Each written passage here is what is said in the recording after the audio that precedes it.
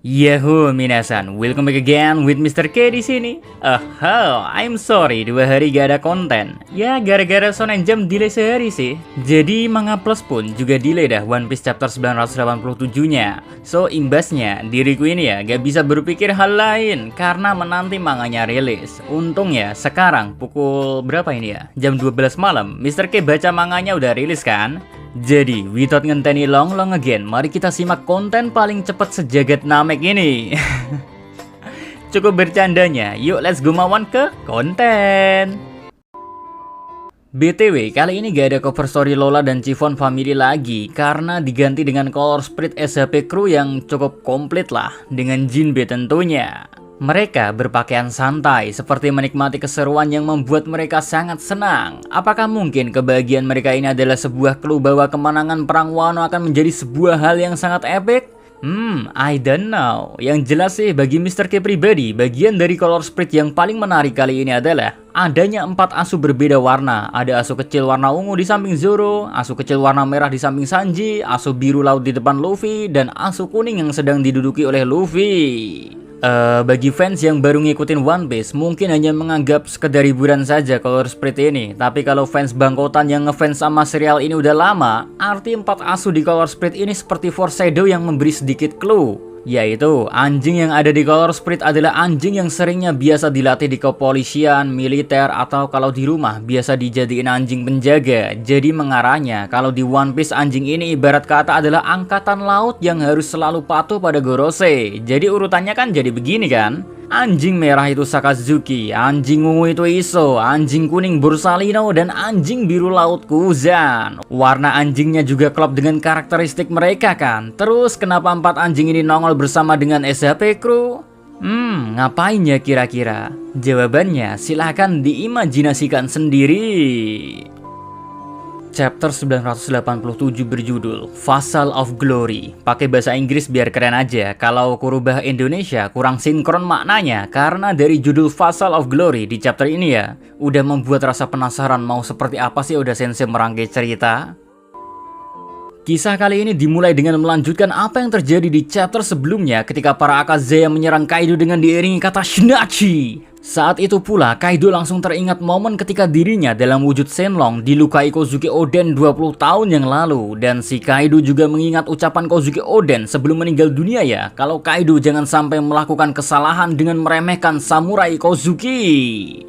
Ya karena bagi Oden mereka lah yang akan jadi penerus impiannya. Bahkan jika para pengikutnya melupakannya, Oden gak peduli karena jiwa seorang samurai legenda Kozuki Oden akan tetap hidup. Maksudnya di sini ya guys, semangat atau hasrat yang diwariskan ya, bukan Oden beneran masih hidup. And next, usai Kaido mengingat momen masa lalunya ketika telah mengeksekusi Oden ya, nih Yonko Monster mulai sadar betul tubuh kuat yang dibanggakannya puluhan tahun harus tergores kembali dengan goresan baru yang digoreskan oleh para pengikut Kozuki Oden. Goresan tersebut berupa tusukan pedang katana penuh amarah dari para Akazaya yang telah menaruh dendam 20 tahun lamanya. Dendam yang bukan sekedar dendam biasa ya, tapi dendam mereka di sini demi kebebasan penduduk Wano Kuni dan impian mendiang tuan mereka, Oden. Hasilnya dari serangan para Akazaya yang sukses melukai Kaido membuat Yonko yang dijuluki makhluk terkuat di muka bumi ini ya, untuk pertama kalinya setelah 20 tahun tak pernah terluka dan menjerit kesakitan, kini harus kembali menjerit kesakitan lagi, sekaligus dibarengi dengan luka lama yang sudah kering dari Kozuki Oden yang harusnya gak mungkin juga luka yang sudah kering terasa menyakitkan ya. Tapi bagi Kaido ya, luka lama Oden lah yang membuatnya merasa sangat kesakitan dibanding luka baru yang ditorehkan oleh Akazaya. Kaido pokoknya di sini bingung sendiri, luka lama terasa sakit dan kenapa juga katana para Akazaya bisa menembus kulitnya? Apa karena para Akazaya menggunakan Ryo? Di momen Kaido mengucapkan Ryo, pasti banyak kan yang penasaran apakah Ryo atau biasa dikenal Haki Busohai ke level Akazaya setara dengan Haki Busohai ke level Oden, sampai-sampai bisa melukai Kaido loh. Jawaban untuk ini ya, kalau dibilang sama, kayaknya semua Akazaya, Ryo-nya, ndak ada yang setara dengan Oden. Alasannya sederhana sih. Bagi yang ngikutin story Oden sejak awal pasti paham kalau Kozuki Oden itu kuatnya keterlaluan. Cek aja luka yang didapatkan oleh Kaido ya, itu gak main-main goresannya. Ukuran lukanya pun sangat besar kan. Jadi kalau dibandingin sama Ryo semua Akazaya, Oden tetap unggul. Lalu pertanyaannya sekarang, kalaupun Ryo para Akazaya lebih lemah dari Oden, kenapa tubuh Kaido bisa ditembus oleh serangan para Akazaya? Untuk sementara jawaban logisnya adalah memori. Yaps, memori atau bisa saja disebut dengan kenangan lama. Masih ingat dengan kejadian Big Mom yang kalau hatinya terguncang, teringat akan masa lalu ya, apalagi masa lalu tersebut berhubungan dengan Mother Carmel, maka tubuh Big Mom yang kerasnya luar biasa bisa terluka dengan sangat mudah. Kemungkinan hal sama pun terjadi pada Kaido. Konsep memori ini pun sama dengan yang ada di dunia kita kan. Ketika perasaan kita terluka, dihianatilah misalnya, atau lagi sayang-sayangnya ditinggal tanpa ada kejelasan. Hati terasa remuk dan sakit tapi anehnya tak berdarah kan. Inilah yang membuat memori itu bisa sangat berbahaya. Maka dari itu Kaido jangan dicontoh ya. Kenangan lama jangan terus diingat-ingat. Timbulnya malah makan hati dan membuat makin sengsara. Fokus saja dengan kenangan baru yang kini kamu jalani. Boleh sih kenangan lama diingat, tapi hanya sebagai introspeksi diri untuk jadi lebih baik dari masa lalu. Back to main story. Serangan Akazaya yang dilancarkan ke Kaido juga membuat tekanan yang sangat dahsyat yang menambah dorongan ke arah bawah dengan sangat keras, membuat permukaan lantai yang ada di kastil Kaido ini hancur luluh lantak gara-gara serangan kejutan Akazaya. Sedangkan di sekitar sini ya, para Beast Pirate yang ada di sini terkejut kapten mereka diserang oleh para samurai Kozuki secara bersamaan dan mereka juga tadinya kaget melihat Kaido menjerit kesakitan.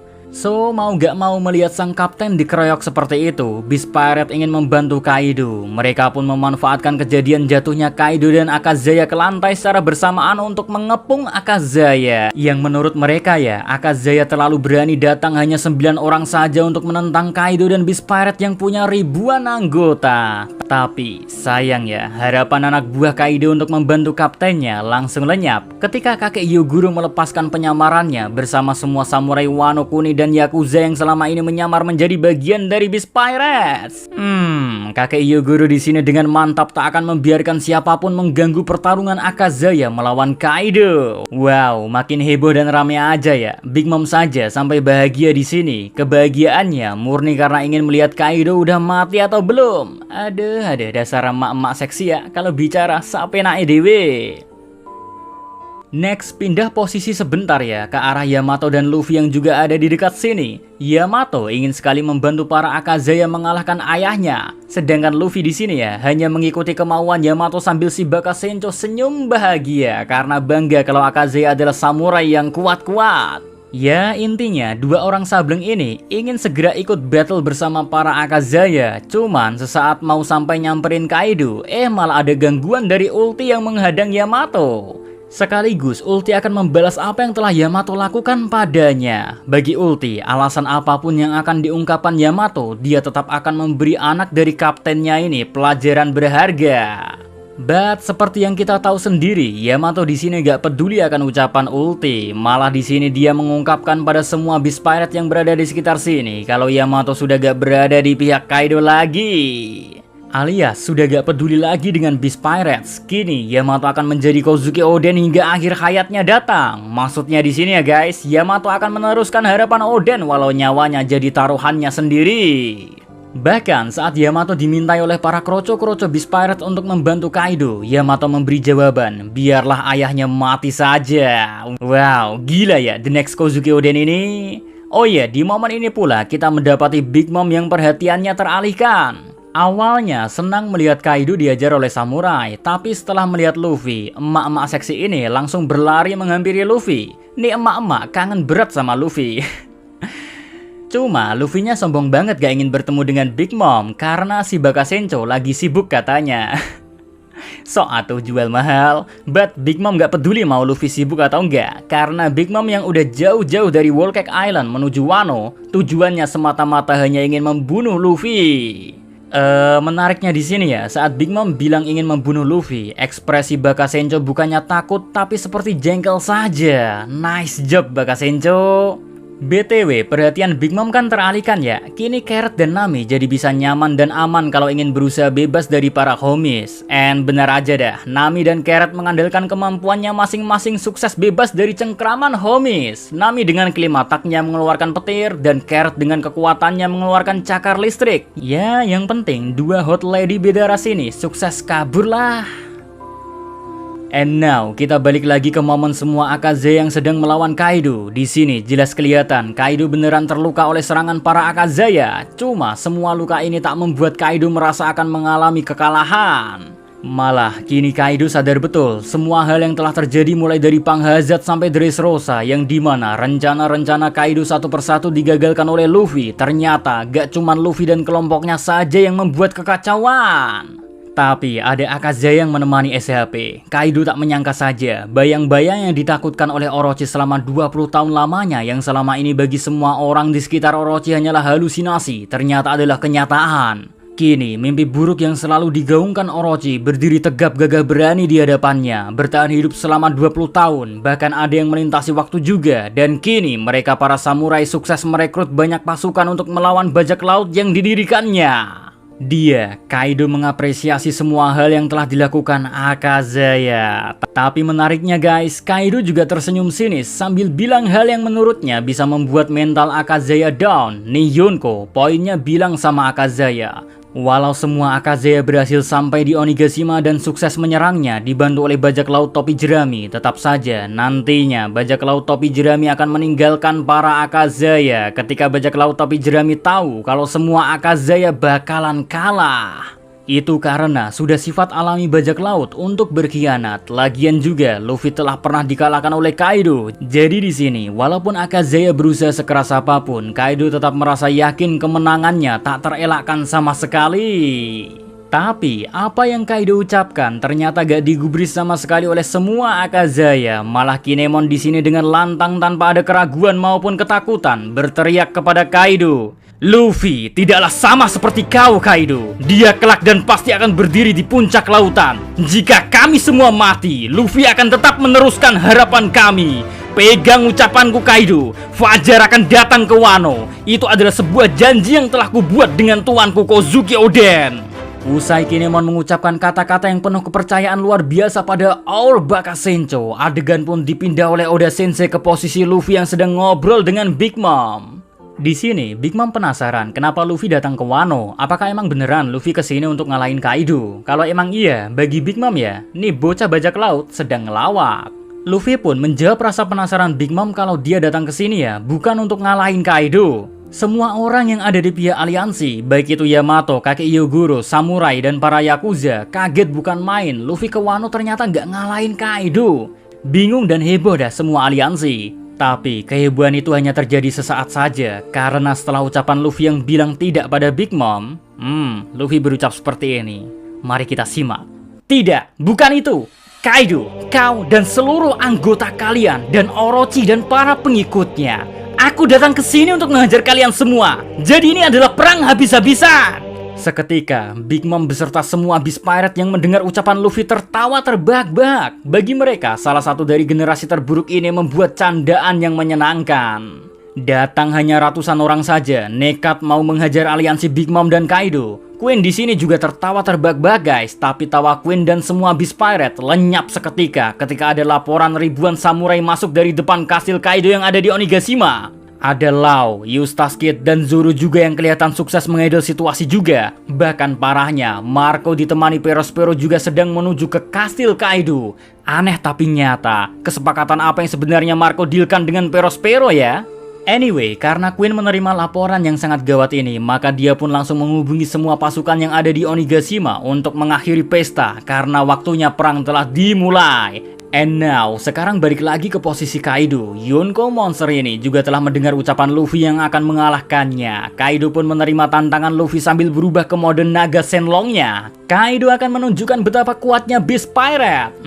Setelah berubah menjadi naga Shenlong, Yonko langsung melesat terbang ke atas meninggalkan kastilnya menuju bagian puncak yang ada di tengkorak Onigashima. Para Akazaya pun mengikuti Kaido dengan cara mereka semua memegang tubuh naga Shenlong. Kinemon di sini tak lupa berterima kasih pada Luffy Luffy karena telah mewakili perasaan para samurai juga. Luffy dengan happy bilang pada Kinemon akan menyusul mereka segera.